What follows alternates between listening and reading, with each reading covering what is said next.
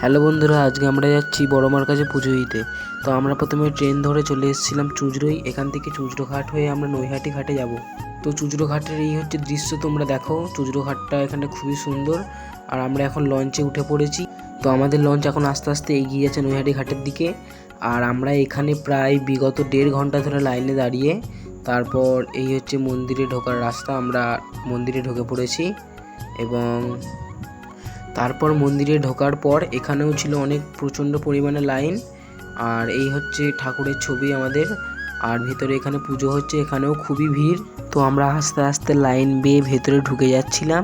এবং তোমরা এখানে দেখো তারাপীঠের যেরকম রেলিং আছে তার মাঝখান দিয়ে আমাদের হেঁটে যেতে হয় লাইন বেয়ে। আমরাও ঠিক তেমনভাবেই যাচ্ছি এখানে। অবশেষে আমরা ঠাকুরের স্থানে পৌঁছে গিয়েছি।